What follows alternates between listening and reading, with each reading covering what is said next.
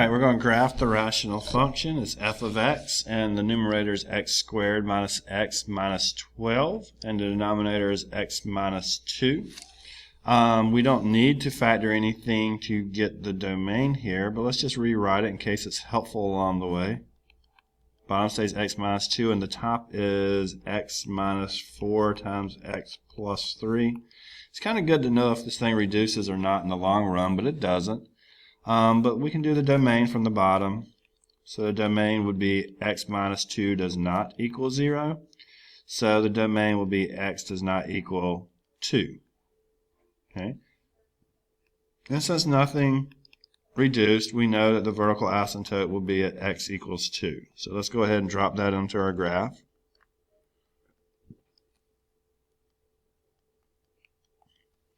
And then we need to find a horizontal asymptote, or attempt to. So we have x squared minus x minus 12 over x to the first minus 2. So in looking at these, the m is bigger than the n. So that means there's no horizontal asymptote. But it was 1 bigger than the bottom. So that means there is a potential oblique asymptote. So if we have a horizontal asymptote, there can't be an oblique asymptote.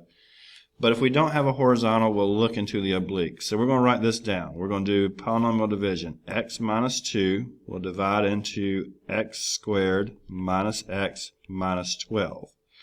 So we'll say x goes into x squared x times, and we'll multiply it back. So that will give me x squared minus 2x that we'll subtract off. So x squared minus x squared will go away. Negative x minus negative 2x, so that's negative x plus 2x gives me a positive x minus 12. So then x goes into x one time, so plus 1, and we can multiply this back and give me x minus 2, subtract off. We'll have a remainder of negative 10, but it tells us to stop. So our oblique asymptote comes from this quotient. So the oblique asymptote will be y equals x plus 1.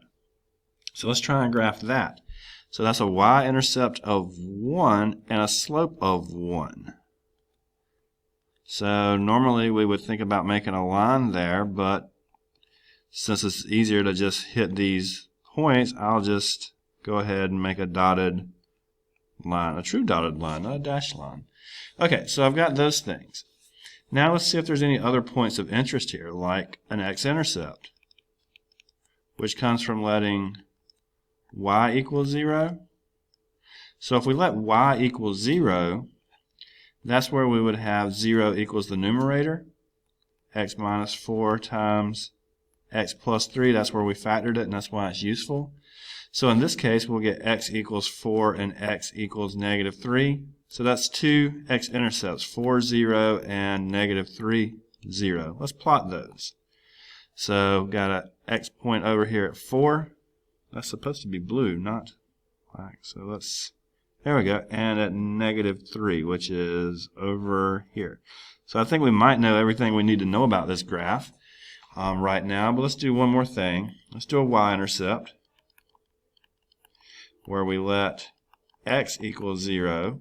And if we do that, we will get 0 minus 12 over 0 minus 2.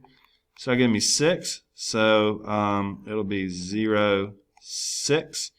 So that point will be on the y-axis up here at 6. Now we could do a little bit of work, but we know that we've got to get close to both these asymptotes. They don't give us many options, so we'll curve the left-hand side to go up and then follow the dotted line. Should be a nice complete curve, hard to do. And on the right hand side it'll go down as we come to the left, but it'll go up and hug the mx plus b line. So not my best looking graph, but it follows all the characteristics that we found. Thank you.